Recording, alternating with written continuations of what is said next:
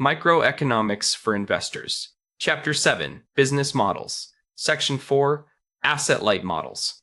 An asset-light business makes money without owning most of the expensive physical stuff needed to deliver the product or service.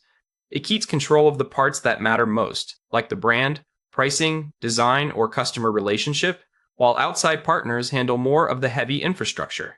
That can even be true for a company selling physical goods. The key is that these companies try to hold on to the parts of the value chain that are most distinctive and most profitable. That usually means things like brand, software, design, intellectual property, pricing, and the customer experience. Manufacturing and logistics may matter, but they are often treated as activities to coordinate rather than own. In practice, the model separates strategic control from physical ownership.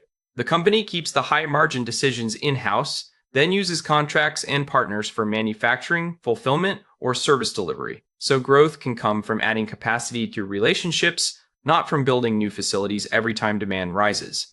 One big advantage is cost flexibility. Instead of committing huge sums to factories, equipment, or warehouses, the business shifts more of its spending toward per unit or per service costs. That usually makes the downside less painful when demand falls, and it also lowers the upfront capital needed to expand. The trade-off is flexibility versus control. Capital-intensive businesses often have higher fixed costs, but they may get tighter control over quality, timing, and operations. Asset-light models are easier to scale with less capital, but they also become more dependent on the reliability of outside partners. Imagine two founders launching a premium blender brand. One raises $10 million to build production capacity, while the other spends about $500,000 on design, patents, branding, and marketing. Then pays a manufacturer $35 for a blender that sells for $150.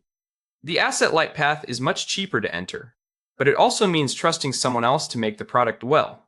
That outsourcing choice comes with hidden constraints. Minimum order sizes can still tie up cash, suppliers may ask for deposits or a quicker payment, and long lead times can leave you out of stock at the worst moment. And if quality slips, the customer usually blames your brand, not the factory. So outsourcing execution does not outsource accountability. A well-run asset-light company sets clear specifications, audits suppliers, tracks quality and delivery metrics, and avoids depending too heavily on a single partner. The lighter the asset base, the more important disciplined oversight becomes.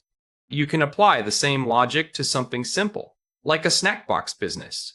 The company might keep brand, product curation, and customer data in-house while outsourcing warehousing, packing, and fulfillment to specialists.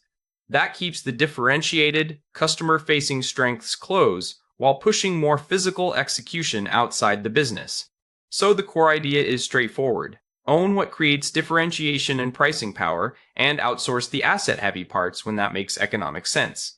Done well, that can mean lower capital needs, more flexibility, and faster scaling. But the price of that flexibility is less direct control, so quality and reliability always need close attention.